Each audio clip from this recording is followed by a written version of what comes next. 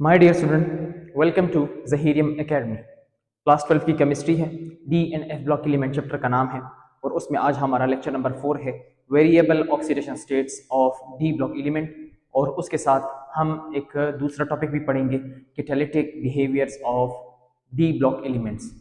तो इन दो टॉपिक्स को हम लेक्चर नंबर 4 में पढ़ेंगे। इनमें जो ट्रेंड्स आते हैं डिफरेंट एलिमेंट के ऑक्सीडेशन स्टेट्स में, उनको कवर करने की कोशिश करेंगे। इनमें जो हमारे पास शॉर्ट ट्रैक्स होते हैं या जो इसके पीछे हमारे पास मेन कॉन्सेप्ट होता है, उनके बारे में जानने की कोशिश करेंगे। फिर हम स्विच होंगे catalytic behaviour of transition metal की तरफ, कि हमारे पास जो ट्रांजिशन मेटल होते हैं वो कैटालिटिक बिहेवियर किस तरह रखते हैं, किन बुनियाद पर ये कैटालिटिक बिहेवियर शो करते हैं, और कौन कौन से प्रोसेस ऐसे हैं जिनमें मुख्तलिफ ट्रांजिशन एलिमेंट इस्तेमाल होते हैं और एज ए कैटलिस्ट इस्तेमाल वहाँ पे शो कर रहे होते हैं। तो टॉपिक को कवर करने के लिए, पाकिस्तान के डिफरेंट टेक्स्ट बुक को कवर करने के लिए और डिफरेंट हमारे पास जो एग्जाम्स है उनके बारे में डिफरेंट पॉइंट्स गेन करने के लिए हमारे साथ रहिए। माय डियर स्टूडेंट, टॉपिक को शुरू करते हैं। Variable oxidation states. Variable oxidation state का मतलब ये है कि हमारे पास इनके जो ऑक्सीडेशन स्टेट्स होते हैं वो फिक्स नहीं होते, नॉट फिक्स्ड। मतलब ये कि ये एक या simple single oxidation states show नहीं करते, बल्कि हमारे पास डिफरेंट ऑक्सीडेशन स्टेट्स शो कर सकते हैं। यहाँ पे अगर आप लोग देख लो तो मैंगनीज +2 +7 +4 +3 +6 और +5 ये डिफरेंट ऑक्सीडेशन स्टेट है। इस वजह से इनको कहा जाता है वेरिएबल। तो इसका मतलब ये है कि जो डी ब्लॉक एलिमेंट है ये हमारे पास वेरिएबल ऑक्सीडेशन स्टेट शो करते हैं। अच्छा, वेरिएबल का तो ये मतलब है कि नॉट फिक्स्ड। अब ऑक्सीडेशन स्टेट किस चीज को कहते हैं? अपरेंट या जाहिरी charge on a chemical species is known as oxidation state.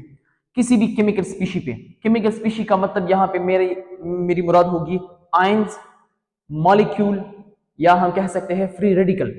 तो इनमें से किसी पे भी अगर जो जाहिरी चार्ज नजर आ जाए, जाहिरी जाहिरी का मतलब ये है कि जो हमें ये बज़ाहिर नजर आ रहा है, ये हमारे पास जो चार्ज है +1, यहाँ पे अमोनियम आयन पे +1, क्लोराइड आयन पे -1, क्लोरीन मॉलिक्यूल पे 0 और मैंगनीज पे यहाँ पे +2। तो ये जाहिरी चार्ज है इन केमिकल स्पीशी पे, जिसकी वजह से हम इन जाहिरी चार्ज को ऑक्सीडेशन स्टेट कहते हैं। तो जो ऑक्सीडेशन स्टेट है ये S and P block element जो होते हैं उनके ज्यादातर फिक्स होते हैं, लेकिन जो डी ब्लॉक एलिमेंट है इनके वेरिएबल ऑक्सीडेशन स्टेट होते हैं। क्यों होते हैं?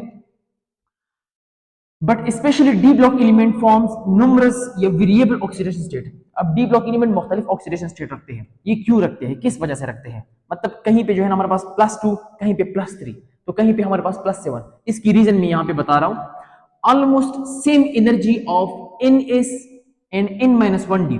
अगर हम देख ले तो हमारे पास जो ट्रांजिशन एलिमेंट की फर्स्ट सीरीज है जिसको हम 3D सीरीज कहते हैं, उसमें अगर हम देख ले तो ये हमारे पास फर्स्ट शेल है, ये सेकंड शेल है, ये थर्ड शेल है और ये फोर्थ शेल है।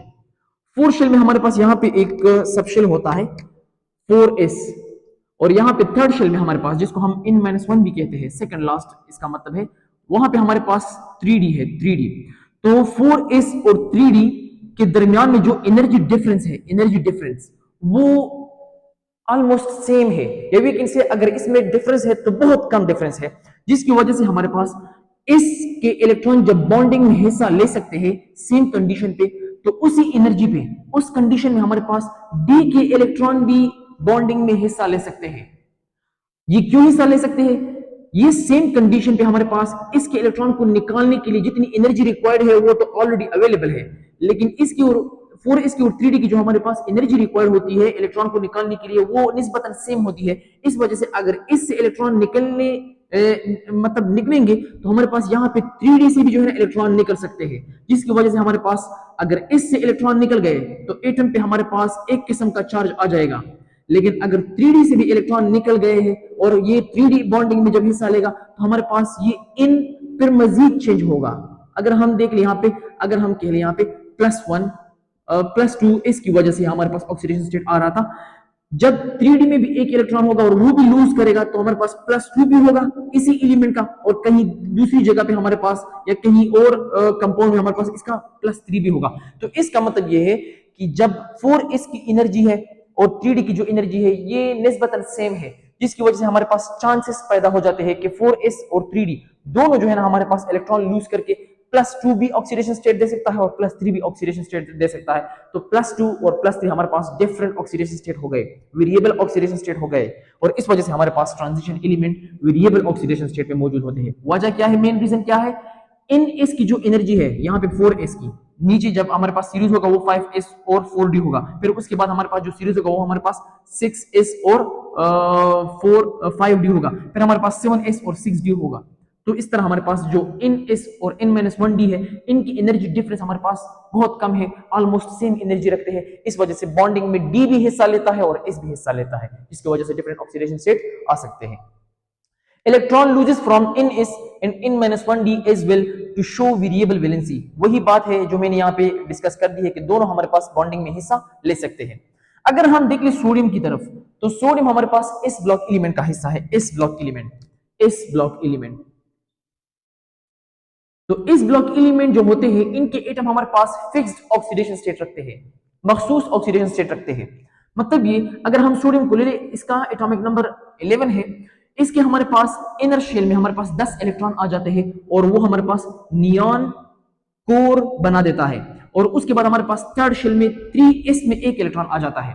जब हमारे पास इलेक्ट्रॉन लूज होने लगता है तो सिर्फ s से जो है ना हमारे पास इलेक्ट्रॉन लूज हो जाएगा और सोडियम पे हमारे पास +1 चार्ज आ जाएगा। अब मजीद इससे सेकंड इलेक्ट्रॉन जब हम लूज करेंगे तो यहाँ पे हमारे पास जो नियॉन कोर होगा उसकी हम स्टेबिलिटी को डिस्टर्ब करेंगे। तो स्टेबिलिटी को जब हम डिस्टर्ब करेंगे तो बहुत ज्यादा एनर्जी हम देंगे, तब जाके हमारे पास सेकंड ऑक्सीडेशन स्टेट इस पे आएगा। नॉर्मली हमारे पास इस पे 2 ऑक्सीडेशन स्टेट नहीं आते, तो इस वजह से हमारे पास सिर्फ इससे इलेक्ट्रॉन जब जाएगा तो इस पे सिर्फ +1 ऑक्सीडेशन स्टेट आएगा, जो कि हमारे पास सोडियम के केस में फिक्स्ड ऑक्सीडेशन स्टेट है। लेकिन अगर हम आयरन को देख ले, इसके मुताबिक आयरन हमारे पास डी ब्लॉक एलिमेंट का हिस्सा है, डी ब्लॉक। तो मैंने तो यहाँ पे वाज़ेह कर दिया कि डी ब्लॉक जो एलिमेंट है ये वेरिएबल ऑक्सीडेशन स्टेट रखते हैं। तो इसकी एटॉमिक नंबर 26 है। आर्गन कोर इसका अंदरूनी हमारे पास स्टेबल कोर बनता है, इलेक्ट्रॉनिक कॉन्फ़िगरेशन। फिर उसके बाद हमारे पास थर्ड शेल में जो डी है वो फुल फिल्ड नहीं है, पार्शियली फिल्ड है, और इस वजह से हमारे पास ये ट्रांजिशन एलिमेंट भी है। और हमारे पास उसके बाहर जो हमारे पास 4s है वो हमारे पास 2 इलेक्ट्रॉन रखता है। मतलब ये कि यहाँ पे इसमें 2 इलेक्ट्रॉन है और 3d में हमारे पास 6 इलेक्ट्रॉन है।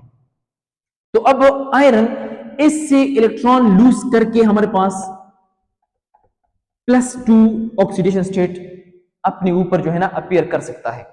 तो Fe+2 यहां पे बनेगा, Fe+2, जिसको हम कहते हैं ferric ion. Fe+2 is called ferric ion, ferrous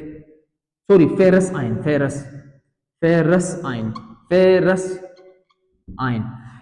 लेकिन अगर यहां पे ये इसके बजाय इसके साथ साथ डी भी जो है ना अपना एक इलेक्ट्रॉन लूज करेगा और यहां पे हमारे पास फिर D5 आ जाएगा, तो इसने भी बॉन्डिंग में हिस्सा ले लिया है और डी ने भी जो है ना बॉन्डिंग में हिस्सा ले लिया है। इसके 2 इलेक्ट्रॉन की वजह से +2 और डी के 1 इलेक्ट्रॉन की वजह से +2 तो ऑलरेडी मौजूद था, एक भी लूज करके हमारे पास +3 गेन कर देगा। तो यहाँ पे हमारे पास Fe+3 आ जाएगा और इसको फिर हम कहते हैं फेरिक आयन। तो फेरस और फेरिक हमारे पास सेम एलिमेंट के डिफरेंट ऑक्सीडेशन स्टेट है, इस वजह से D block element variable oxidation state रखता है।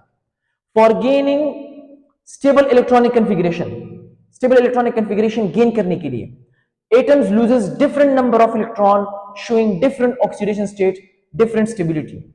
मतलब ये डिफरेंट ऑक्सीडेशन नंबर जो रखते हैं एटम या जो बनाते हैं, ये डिफरेंट एलिमेंट में हमारे पास डिफरेंट इलेक्ट्रॉनिक कन्फिगरेशन होती है ऑलरेडी। फिर उनमें जो हमारे पास इलेक्ट्रॉन की तादाद है वो डिफरेंट लूज करनी पड़ती है ताकि स्टेबल इलेक्ट्रॉनिक कन्फिगरेशन गेन कर सके। एक को 2 इलेक्ट्रॉन लूज करने पड़ते हैं ताकि स्टेबल इलेक्ट्रॉनिक कन्फिगरेशन गेन हो जाए, एक को 3 इलेक्ट्रॉन लूज करने पड़ते हैं ताकि स्टेबल इलेक्ट्रॉनिक कन्फिगरेशन गेन हो जाए। तो इस वजह से हमारे पास डिफरेंट इलेक्ट्रॉन लूज करने से हमारे पास डिफरेंट एलिमेंट में तब जाके हमारे पास उसमें स्टेबिलिटी गेन होती है और स्टेबल इलेक्ट्रॉनिक कन्फिगरेशन आ सकता है। तो इस वजह से हमारे पास उन एलिमेंट की फिर हमारे पास जो ऑक्सीडेशन स्टेट्स होते हैं, जो हमारे पास उनकी वैलेंसीज होती है, वो वेरिएबल हो जाती है, डिफरेंट हो जाती है।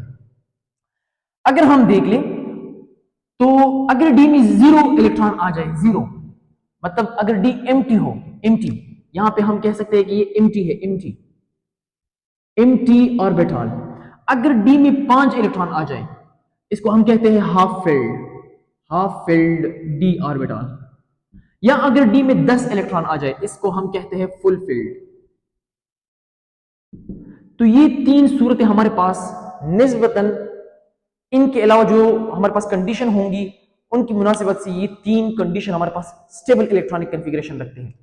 तो जो ट्रांजिशन एलिमेंट होंगे वो इलेक्ट्रॉन लूज करके हमारे पास या तो D10 स्टेट गेन कर सकता है, या D5 स्टेट गेन कर सकता है, या D0 या D0 स्टेट गेन कर सकता है। इसके लिए इन स्टेट्स को गेन करने के लिए कोई एलिमेंट हमारे पास 2 इलेक्ट्रॉन लूज करके +2 ऑक्सीडेशन स्टेट बना देता है, कहीं पे जो है हमारे पास +3 ऑक्सीडेशन 3 इलेक्ट्रॉन लूज करके +3 ऑक्सीडेशन स्टेट गेन कर लेता है, कहीं पे हमारे पास 7 इलेक्ट्रॉन लूज करके 7+7 ऑक्सीडेशन स्टेट गेन कर सकता है। इस वजह से हमारे पास वेरिएबल ऑक्सीडेशन स्टेट रखते हैं डी ब्लॉक के एलिमेंट। तो डी ब्लॉक के एलिमेंट हमारे पास इस वजह से डिफरेंट ऑक्सीडेशन स्टेट रखते हैं। अगर हम 3D सीरीज को ले लें, 3D सीरीज को, सबसे पहला हमारे पास पीरियड है डी ब्लॉक एलिमेंट का, और जो पीरियोडिक टेबल में हमारे पास फोर्थ पीरियड है, फोर्थ पीरियड, उसको हम 3D सीरीज कहते हैं डी के ब्लॉक में। तो उसमें अगर हम ट्रेंड को देख लें, इन थर्ड सीरीज में स्कैंडियम जो है ना हमारे पास +3 ऑक्सीडेशन स्टेट रखता है, और मैंगनीज हमारे पास जो हाईएस्ट ऑक्सीडेशन स्टेट रखता है वो +7 ऑक्सीडेशन स्टेट रखता है। इसका मतलब यह है कि higher oxidation state is stable, more common oxidation state. Higher oxidation state जो हमारे पास 3D सीरीज है, उसके स्टार्ट से मैंगनीज तक जो ऑक्सीडेशन स्टेट स्टेबल होगा वो हाई ऑक्सीडेशन स्टेट स्टेबल होगा। मतलब ये कि मैंगनीज हमारे पास +4 +3 +4 इसमें भी मौजूद है, +2 में भी है, लेकिन इसमें एक खास केस है, मैं उसको डिस्कस करता हूं। बहरहाल +3 और +4 में भी मौजूद है, लेकिन मैंगनीज ज्यादातर कोशिश करेगा कि वो +7 ऑक्सीडेशन स्टेट गेन कर ले। क्यों?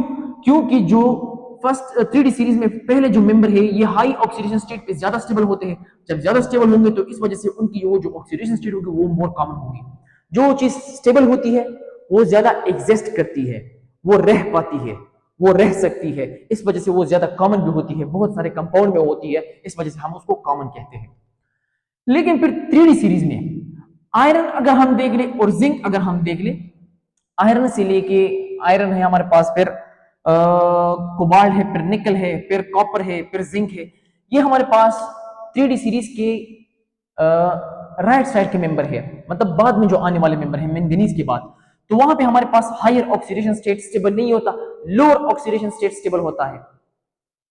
ये लोअर ऑक्सीडेशन स्टेट हमारे पास जो है ना वहां पे स्टेबल होता है, और ये इनका सबसे कॉमन ऑक्सीडेशन स्टेट होता है। अब यहां पे हमारे पास ये ऑक्सीडेशन स्टेट गेन करने के लिए या तो D10 गेन करना पड़ता है, इस वजह से ये इलेक्ट्रॉन लूज करते हैं, या तो D5 गेन करना पड़ता है, या हमारे पास D0 गेन करना पड़ता है। तो ये एक मेन रीजन है।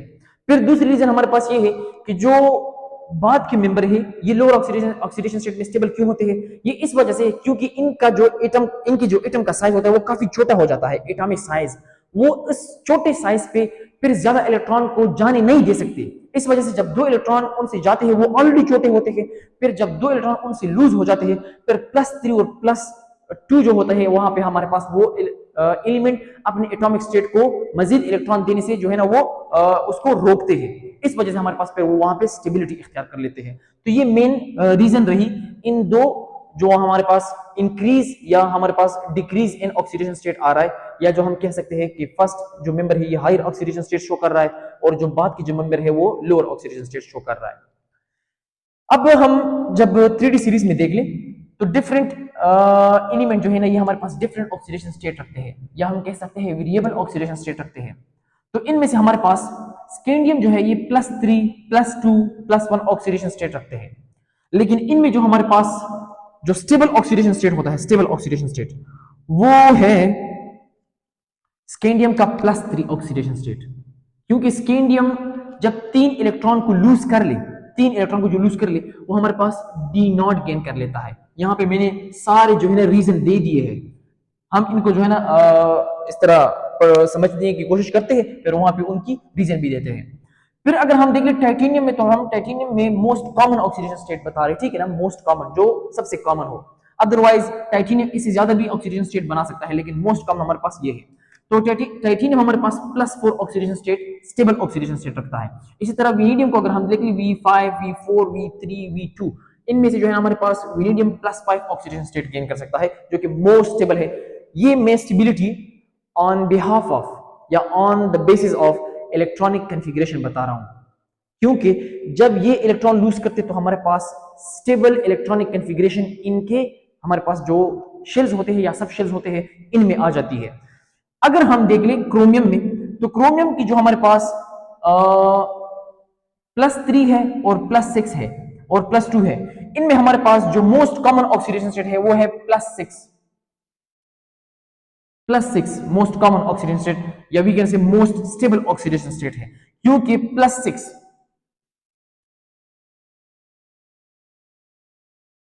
सॉरी यहां पे ये +3 है, यहां पे हमसे मिस्टेक हुआ है, +3 यहां पे ये +3 है। तो क्रोमियम की जो हमारे पास मोस्ट कॉमन ऑक्सीडेशन स्टेट है वो +3 है, +3, क्योंकि क्रोमियम यहां पे अगर हम देख ले highly stable D3 high exchange of electron, यहां पे हमारे पास जो D होती है, D में भी इलेक्ट्रॉन होते हैं, वो 3 इलेक्ट्रॉन होते हैं और इनका जो हमारे पास साइज होता है वो काफी छोटा हो जाता है, तो वो इलेक्ट्रॉन एक दूसरे में आसानी से एक्सचेंज होते हैं। अगर हम देख लें यहाँ पे ये एक D है, ये दूसरा D है और ये तीसरा D है, अगर इनमें 3 इलेक्ट्रॉन है तो ये एक दूसरे में आसानी से जो है एक्सचेंज हो सकते हैं। जब ये एक्सचेंज होते हैं तो इनमें जो एक्सचेंज के दौरान एनर्जी होती है वो रिलीज हो जाती है, रिलीज।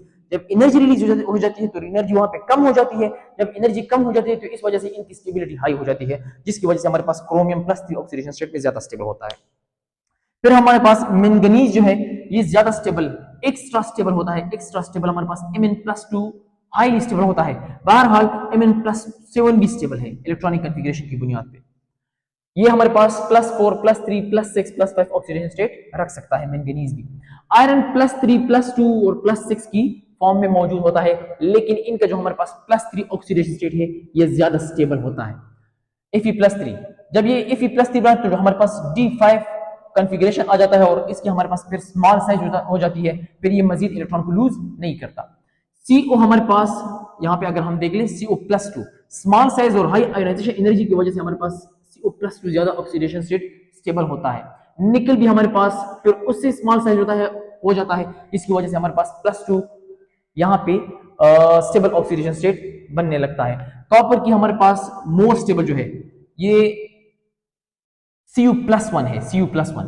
अगर हम देख लें इलेक्ट्रॉनिक कॉन्फ़िगरेशन की बुनियाद पे यहाँ पे कॉपर, तो इसमें ये इलेक्ट्रॉन लूज करके फिर D हमारे पास D10 गेन कर लेता है, तो इस वजह से अगर हम देख लें तो Cu+1 ज्यादा स्टेबल है, Cu+1। और जिंक को अगर हम देख लें यहाँ पे, जिंक से सिर्फ ये जो S के इलेक्ट्रॉन है ये आसानी से लूज हो सकते हैं, अदरवाइज जो हमारे पास D के इलेक्ट्रॉन है जिंक में वो आसानी से लूज नहीं हो सकते। इस वजह से जिंक जो है ना 2 इलेक्ट्रॉन इस से लूज करके +2 ऑक्सीडेशन स्टेट बनाता है और इस वजह से जिंक हमारे पास सिर्फ और सिर्फ +2 की ऑक्सीडेशन स्टेट देता है। इस वजह से इसकी हमारे पास जो वेरिएबल ऑक्सीडेशन स्टेट है वो नहीं है, इस वजह से हमारे पास zinc non typical oxidation sorry transition element भी हम इसको कहते हैं।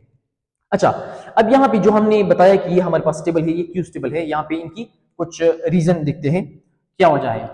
अगर स्कैंडियम को देख ले तो स्कैंडियम हमारे पास जब ये लूज कर ले तो +1, जब ये दूसरा लूज कर ले तो +2 और जब ये तीनों लूज कर ले तो हमारे पास +3, लेकिन 3 ज्यादातर लूज करते हैं, इस वजह से हमारे पास जिंक +3 की फॉर्म में ज्यादा स्टेबल है। फिर अगर हम देख ले टाइटेनियम +1 +2 +3 +4, लेकिन +1 हमारे पास होता है, इनमें भी +1 की ऑक्सीडेशन स्टेट बनती है, लेकिन ये इतनी कॉमन नहीं है। तो ज्यादा कॉमन हमारे पास जो है वो कॉपर में है और हमारे पास क्रोमियम में है, लेकिन ये सारे जो है ना पेयर दूसरे ऑक्सीडेशन स्टेट में ज्यादा स्टेबल होते हैं। तो +1 भी बना सकता है, +2 भी बना सकता है, +3 और +4 भी बना सकता है, लेकिन जब ये सारों को टाइटेनियम लॉस करता है तो ये +4 पे बनाता है और +4 पे हमारे पास फिर D0 सिस्टम आ जाता है, D0 सिस्टम। अगर हम देख ले टाइटेनियम में T+4 स्टेबल D0 या हम कह सकते हैं D0 इलेक्ट्रॉनिक कॉन्फ़िगरेशन।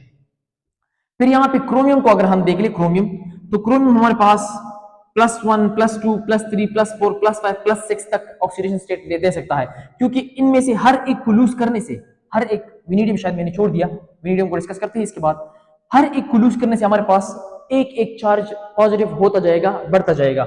तो अगर 2 को लूज कर ले, इसको और इसको लूज कर ले तो 2, फिर अगर 3 को लूज कर ले 3, अगर इसको भी लूज कर ले तो 4, अगर इसको भी लूज कर ले तो 5, अगर इसको लूज कर ले तो 6, और इन सब को लूज करने से हमारे पास D जीरो हो जाती है। इस वजह से हमारे पास जो क्रोमियम है वो +6 की फॉर्म में स्टेबल हो सकता है। लेकिन क्रोमियम में अगर हम 6 तक जाते हैं, 6 तक, ये पॉइंट नोट करने के काबिल है, अगर हम 6 तक जाते हैं तो क्रोमियम का जो साइज है वो हमारे पास जो पहले मेंबर है इनसे थोड़ा छोटा है।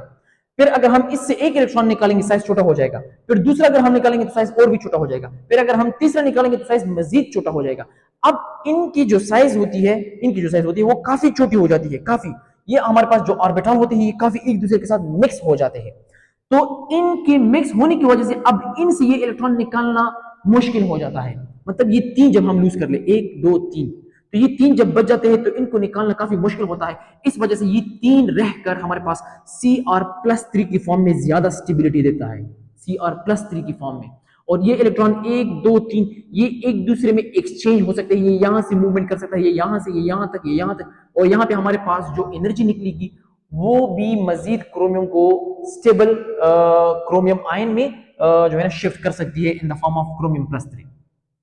मैंगनीज 25 को अगर हम देख ले, सॉरी हाँ 25 ही है, ठीक है, बिल्कुल ठीक है। तो मैंगनीज को अगर हम देख ले तो मैंगनीज के डी में 5 इलेक्ट्रॉन है ऑर्बिटल में और इसमें 2 है। अगर ये 2 इलेक्ट्रॉन लूज कर ले मैंगनीज तो इसकी डी में हमारे पास 5 इलेक्ट्रॉन रह जाते हैं। तो Mn+2 में हमारे पास Mn+2 में जो हमारे पास स्टेबल D5 कॉन्फ़िगरेशन है वो रह जाता है, यहाँ पे 5 रह जाते हैं। और इसका जो साइज होता है, इस साइज की बुनियाद पे हमारे पास जो D5 है वो ज्यादा स्टेबिलिटी प्रोवाइड करता है, बहुत ज्यादा स्टेबिलिटी प्रोवाइड करता है। इस वजह से फिर ये इलेक्ट्रॉन निकालना मुश्किल हो जाता है। लेकिन अगर हम फिर इसको निकाल दे और +3 ला दे, यहाँ पे +3, तो हमारे पास हमने स्टेबल इलेक्ट्रॉनिक कॉन्फ़िगरेशन को डिस्टर्ब कर दिया है, जिसकी वजह से हमारे पास यहाँ पे Mn+3 ज्यादा स्टेबल नहीं होगा।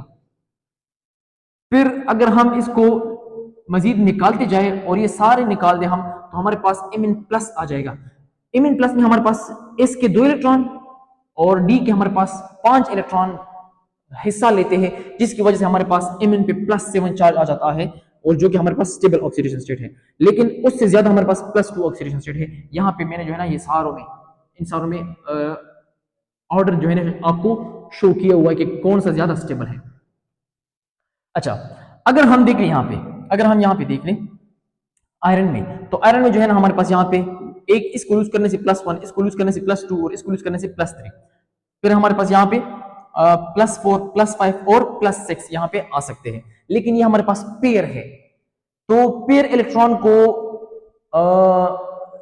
लूज करना ये मुश्किल होता है, जिसकी वजह से हमारे पास जो अनपेयर इलेक्ट्रॉन है ये हमारे पास रीडली लूजिंग शो कर सकते हैं, और उसकी वजह से हमारे पास यहाँ पे ऑक्सीडेशन स्टेट उनकी वजह से बढ़ सकती है। लेकिन जो आयरन है वो यहां तक तो ऑक्सीडेशन स्टेट शो कर सकता है, जो इनका सबसे स्टेबल ऑक्सीडेशन स्टेट है, स्टेबल, वो है Fe+3। मतलब ये कि इसको भी अगर आयरन निकाल दे, इसको भी आयरन निकाल दे, तो हमारे पास +2 ऑक्सीडेशन स्टेट आता है, जो कि हमारे पास +2 की शक्ल में देता है। लेकिन अगर हम इसको लूज कर ले तो हमारे पास 1 2 3 4 और 5 इलेक्ट्रॉन रह जाएंगे, 3 अनपेयर्ड और 2 पेयर। तो इसका मतलब ये बनता है कि यहाँ पे तो अनपेयर पेयर भी मौजूद है, इसको हम क्यों नहीं निकालते, इसको निकालने से ये स्टेबिलिटी क्यों गेन नहीं करता? तो वजह ये है कि आयरन की जो हमारे पास साइज है वो काफी छोटी हो जाती है। इसको और इस इलेक्ट्रॉन को, ये जो 3 इलेक्ट्रॉन है, इसको लूज करने से आयरन काफी छोटा हो जाता है, जिसकी वजह से ये 3 अनपेयर इलेक्ट्रॉन भी है, लेकिन इनका साइज इतना छोटा हो जाता है कि हम ये अनपेयर इलेक्ट्रॉन भी नहीं निकाल सकते, जिसकी वजह से हमारे पास +3 की जो ऑक्सीडेशन स्टेट है वो ज्यादा स्टेबल है। फिर हमारे पास है कोबाल्ट को अगर हम देख ले तो हमारे पास इससे ये इलेक्ट्रॉन लूज करके +1 फिर +2 और इसको अगर हम लूज कर ले तो +3 और यहाँ पे +4। लेकिन जो हमारे पास कोबाल्ट है ये +2 की फॉर्म में ज्यादा स्टेबल है, क्योंकि कोबाल्ट का साइज जो हमारे पास है वो आयरन से भी छोटा हो जाता है। मतलब ये कि इससे ये इलेक्ट्रॉन निकालना भी फिर मुश्किल हो जाता है, जिसकी वजह से +2 ऑक्सीडेशन स्टेट जो है ना वो ज्यादा स्टेबल है, स्मॉल साइज की वजह से और हाई आयनाइजेशन एनर्जी की वजह से। इसके लिए फिर हाई आयनाइजेशन एनर्जी रिक्वायर होती है कि हम उसको निकाल दें। कॉपर का भी जो है ना निकल को अगर हम देखें निकल को, तो निकल में भी जो है ना हमारे पास इन दो को तो हम आसानी से निकाल सकते हैं, लेकिन इसकी फिर हमारे पास स्मॉल साइज और हाई आयनाइजेशन एनर्जी की वजह से इसको हम लूज नहीं कर सकते, जिसकी वजह से +2 ऑक्सीडेशन स्टेट स्टेबल स्टेट है। कॉपर की हमारे पास इसको हम आसानी से निकाल सकते हैं, जिसकी वजह से +1 ऑक्सीडेशन स्टेट इस पे आ सकता है। फिर हम यहाँ पे इसको अगर हम निकालेंगे तो +2 और इसको अगर हम निकालेंगे तो +3, तो इसका मतलब ये है कि सबसे स्टेबल जो होगा स्टेबल वो ये है कि इसको निकालकर D10 इलेक्ट्रॉनिक कॉन्फ़िगरेशन गेन करेगा। तो इसका अगर हम ले लेते यहाँ पे +1 ऑक्सीडेशन स्टेट ज्यादा स्टेबल है, लेकिन इसकी मैंने यहाँ पे कुछ इंटरेस्टिंग पॉइंट यहाँ पे बयान किया है। Cu+2 Cu+1 से स्टेबल है कब? एक्वियस सोल्यूशन में। मतलब ये कि अगर हम इलेक्ट्रॉनिक कॉन्फ़िगरेशन की बुनियाद पे बात कर ले तो Cu+1 स्टेबल है, लेकिन Cu+2 उससे ज्यादा स्टेबल है एक्वियस सोल्यूशन में, क्योंकि Cu+2 की जो हमारे पास साइज है वो काफी स्मॉल साइज है, क्योंकि 2 इलेक्ट्रॉन लूज करने से एटम बहुत स्मॉल हो जाता है।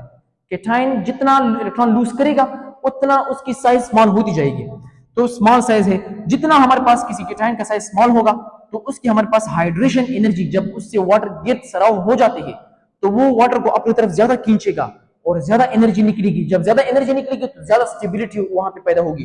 तो इस वजह से यहाँ पे इसके गिर्द जब वाटर सराउंड होते हैं तो ये ज्यादा हाइड्रेशन एनर्जी रिलीज करते हैं Cu+1 से, इस वजह से ये ज्यादा एनर्जी रिलीज करके ज्यादा स्टेबिलिटी एक्वायर करता है।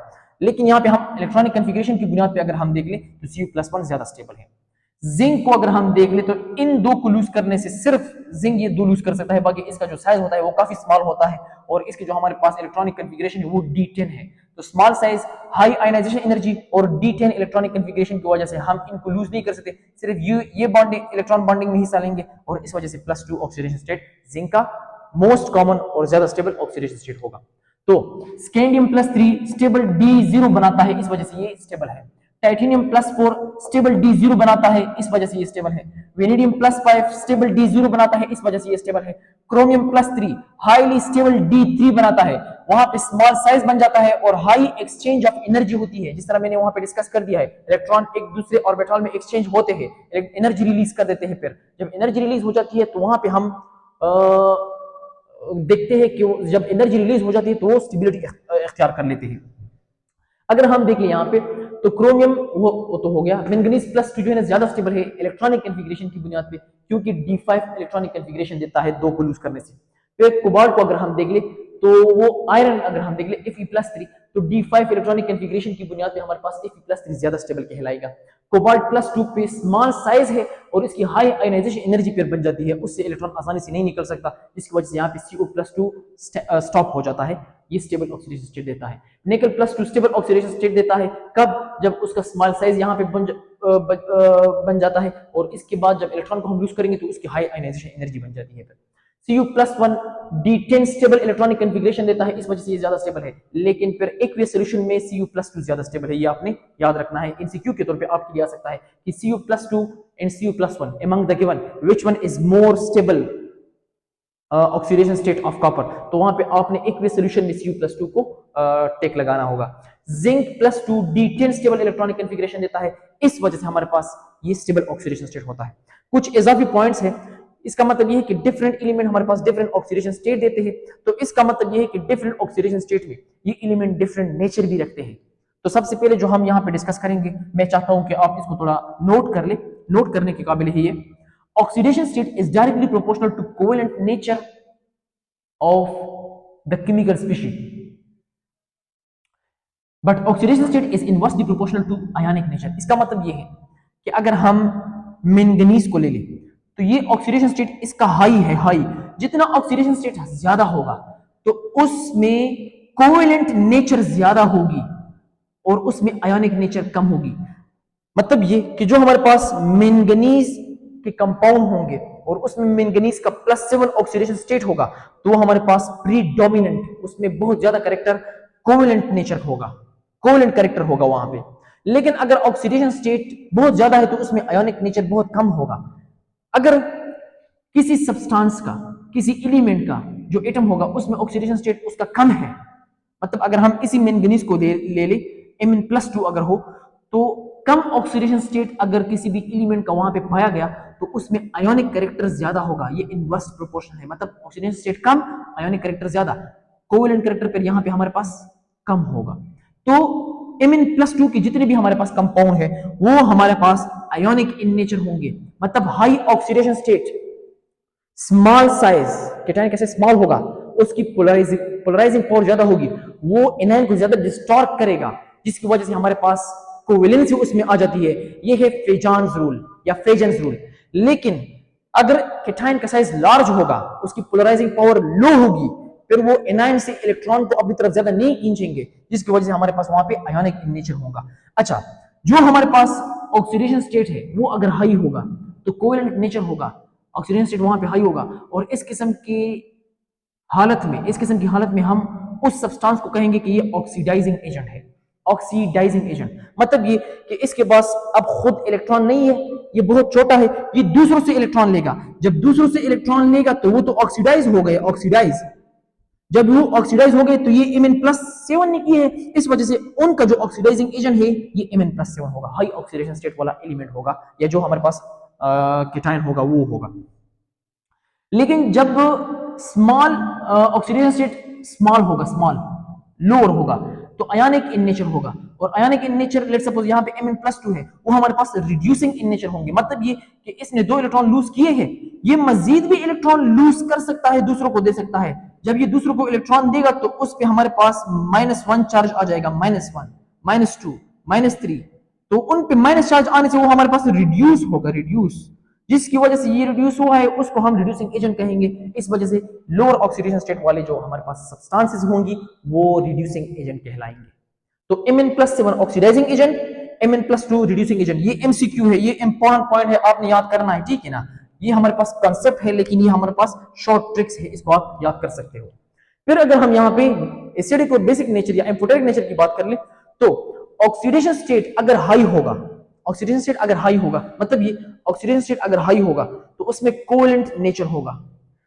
तो जिसमें अगर कोवेलेंट नेचर होगा तो उस सब्सटेंस की हमारे पास एसिडिक नेचर होगी। अगर हम देख ले Mn2O7, Mn2O7 यहां पे मैंगनीज पे +7 चार्ज है, तो डाइमैंगनीज हेप्टाऑक्साइड जिसमें 7 ऑक्सीजन हो, इसमें मैंगनीज पे +7 चार्ज है। तो +7 चार्ज वाले मैंगनीज ऑक्साइड में यहां पे जो नेचर होगा वो एसिडिक होगा, क्योंकि जो हमारे पास ऑक्सीडेशन स्टेट होगा वो डायरेक्टली प्रोपोर्शनल है एसिडिक नेचर के। जितना हमारे पास ऑक्सीडेशन स्टेट हाई होता जाएगा उतना हमारे पास एटम का साइज कम होता जाएगा, उसमें कोवेलेंट कैरेक्टर होगा। अगर हम देखिए यहाँ पे ये कोवेलेंट ऑक्साइड है, तो कोवेलेंट ऑक्साइड हमारे पास एसिडिक इन नेचर होते हैं। लेकिन अगर हम यहाँ पे देख ले ऑक्सीडेशन स्टेट अगर कम होगा, कम, तो वो हमारे पास आयोनिक इन नेचर होगा, वो हमारे पास रिड्यूसिंग एजेंट होगा। इसी तरह अगर हम ऑक्सीडेशन स्टेट को देख ले तो वो जब आयोनिक इन नेचर होगा, रिड्यूसिंग एजेंट होगा, तो जो हमारे पास कंपाउंड बनाएगा वो बेसिक इन नेचर होगा। Basic in nature, come oxidation state वाला कंपाउंड बेसिक इन नेचर रखता है, जहां पे हमारे पास ट्रांजिशन एलिमेंट कम ऑक्सीडेशन स्टेट रखता हो। लेट्स सपोज MnO2, तो MnO2 में हमारे पास यहाँ पे मैंगनीज पे +2 ऑक्सीडेशन स्टेट है, तो ये लोअर ऑक्सीडेशन स्टेट है, +7 हाई ऑक्सीडेशन स्टेट है। लोअर ऑक्सीडेशन स्टेट में basic oxide, +7 oxidation state, high oxidation state में एसिडिक ऑक्साइड। लेकिन अगर इनके दरमियान में +3 आएगा, +4 आएगा, +3 तो नहीं, +4 प्रीडोमिनेंटली, +3 भी है लेकिन प्रीडोमिनेंटली ज्यादातर +4 और +5, जब ये ऑक्साइड मैंगनीज बनाएंगे तो हमारे पास वो एम्फोटेरिक होगा, मतलब इंटरमीडिएट जो हमारे पास ऑक्सीडेशन स्टेट रखेगा तो वो एम्फोटेरिक इन नेचर होगा। तो ये थी हमारे पास variable oxidation state of transition element, जिसका हमने यहाँ पे डिटेल के साथ कंसेप्ट के बारे में समझ लिया है, और जो ट्रेंड है उनके बारे में हमने यहाँ पे डिस्कशन की है। यहाँ पे जो हमारे पास शॉर्ट ट्रिक्स बनते हैं, या जो हम कह सकते हैं कि इनके हवाले से जो MCQ आ सकते हैं, उसके बारे में हमने यहाँ पे डिस्कशन की है। तो अपना ख्याल रखिए, मिलते हैं नेक्स्ट लेक्चर में।